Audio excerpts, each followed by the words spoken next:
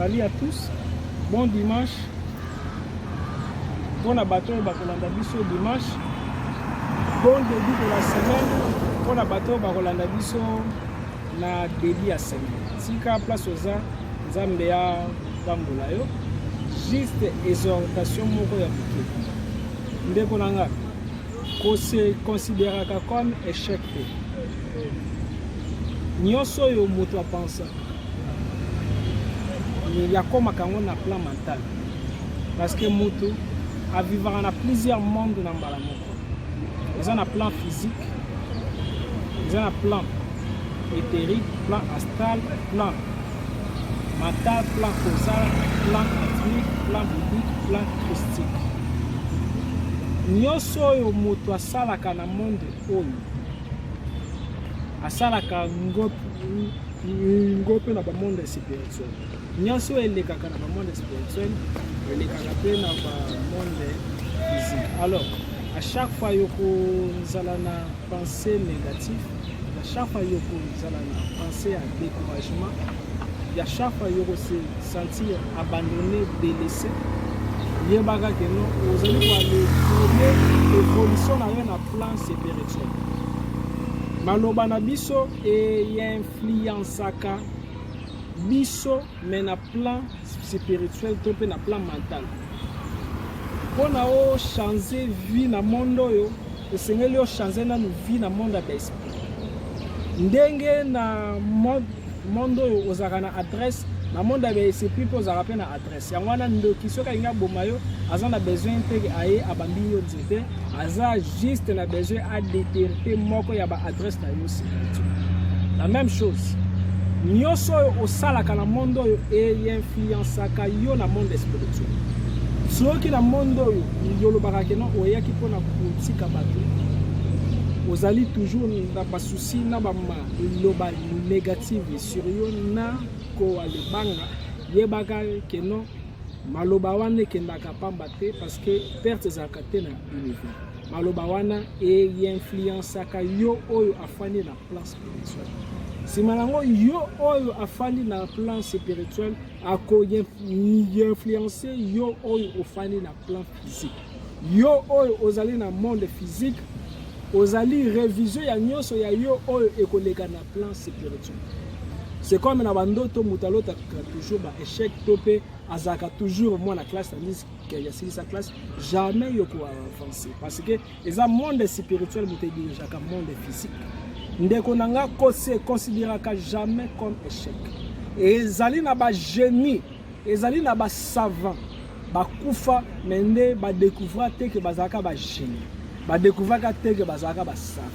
Ezali na batu oyo bazaki na mbongo na kati na bango bazaki na chance. Ba kufa ba yeba te que bazaki na chance. Pourquoi bazaki ko banga? La même chose Bible lobi, la foi ezali source ya makambo nyonso.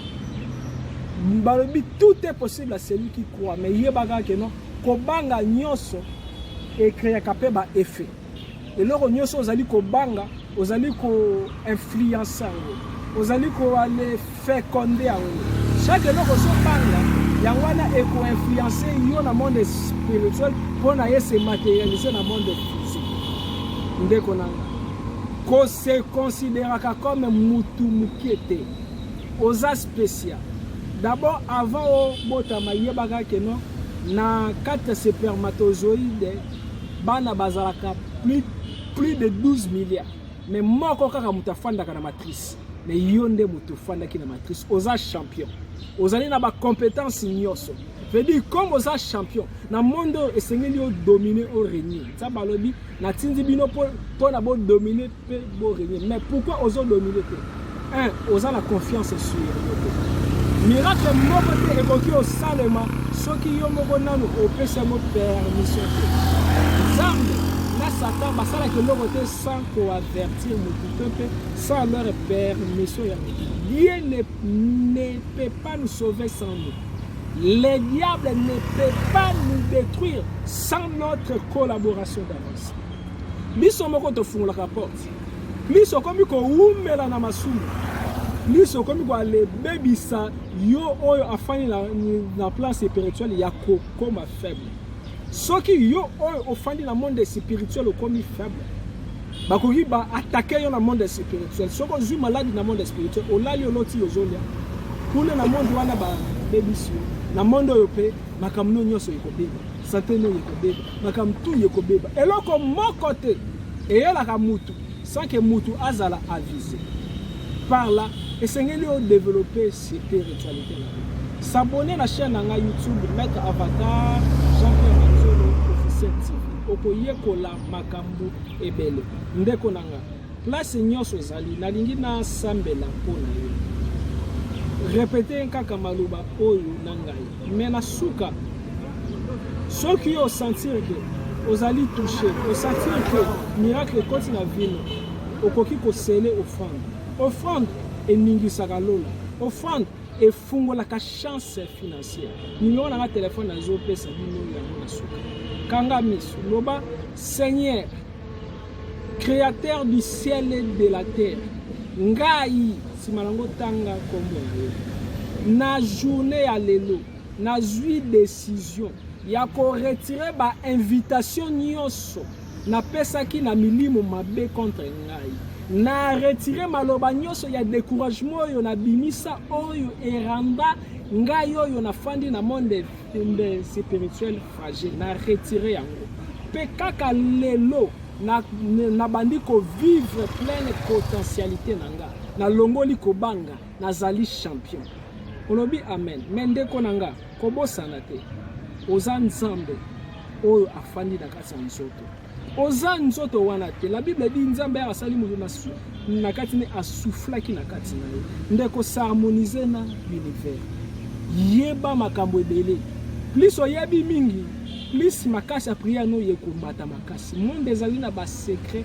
tellement ebele ezalaki juste kaka exhortation na suka ezali na témoignage ya sœur na biso Patricia mona oyo asalaki accident tango asalaki accident tellement que après ça ka ba offrande na ye alandaka ba le prière alandaka ba enseignement nzambe ya bikisi ye miraculeusement asuka ya vidéo wana ezali pe na quelques photos ya accident tango et salemaki ndeko nanga olingi o contacter maître avatar Jean-Pierre Manzolo na zo pesa numéro de téléphone komela ngai na message WhatsApp maître avatar azali expert ya baka oyo ezali impossible pourquoi baka oyo ezali impossible parce que nzambe azali au-delà de toute impossibilité nzambe azana kati no azali illimité molimo neza illimité molimo nyonso efandi na kati ya motu eza illimité alors dès que au komelenga ozali na problème na koki ko orienter au komona miracle mais pono mona miracle esengeli o croire na ministère esengeli o croire que non matériau yo nazoteya ezali ya nzambe esengeli o croire que non nzambe alingi yo akutanisi yo na mateya na ngai oyo par hasard te eza nzambe moto azoloba na kati na nga makambo oyo nalobaka ebimaka na kati na nga te ezali nzambe oyo afai na nga afai na kati na yo moto ya ntina nga numéro ya telefone ezali 00243 81 611 867 00243 81 611 867 to pe 89 64 72 798 Sika Dieu le Père, la Mère divine, Christ, Verbe, Saint-Esprit, na Melkisedek, na bakoko na biso, Simo Kimbao, ba boba. Amen. Merci. Mon andali présenté, mon andali Patricia à 7. À 7 il est comme mon andali, nazali initié na ordre Melkisedek.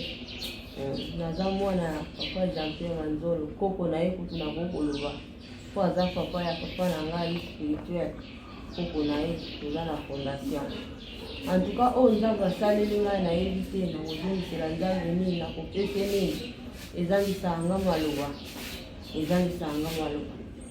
na kendeki ba Kongo mpona kodedwane mutuka na ngai na debane pe malamu na nzela kozonga na biso esali accident moko naza si baimage ezali bafoto ezali naboyaki ke nakende kotémoigne nakomi malamu nazoloba malamu nazotambola malamu naboyi nalingi kutu natémoigne ndenge naza na mbeto hôpital naza na clinique universitaire na chambre privée bakota na ngai yango nayoka so mpe kolakisa nzambe alakisinga awa basolaki mpona kokotisa libende bakota na ngai mosusu yango lokolo nange eza kaka boye na telemi te no natamboli te basalanga opération na elongi nazoloba malamu te monoko na ngai mwaefungama ntina suki eza te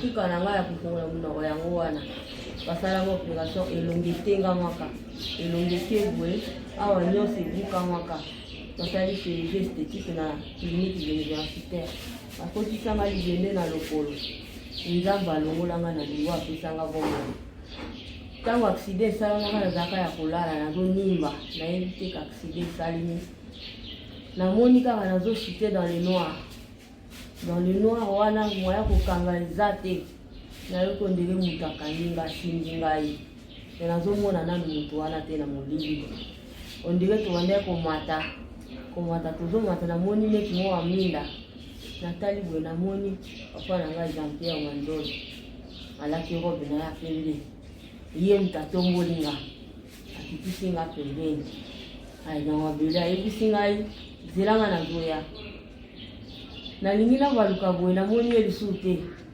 akei nde place na bandaki koluka pasi naseretrouve nayebi te nabukanaki nasalaki nini na ndenge naseretrouve a l'hôpital me image nango namona accident te na ndenge esalimi bakanga bafoto balobi nakufi nakoti ba soins intensifs nakoti ba salle d'op namoni kaka papa Jean-Pierre moto ayaka kobimisanga na molili wana akikisinga na pembeni nde nabanda koluka pasi esika bayaka kozwa ngai alongolanga na liwa nzambe na ye asali ngai lelo naza na bomoi naza na mbeto hôpital le pire est passé nzambe apesinga bomoi nakomi koloba nazolia lisu na sonde te na natamboli te naza na mbeto hôpital nalingaki na témoigne bandeko na ngai nzambe papa Jean-Pierre aza ya kosakana te azoloba na biso makambo ya solo toyoka tolanda tosimba nzambe atindeli biso moto akolakisa biso nzela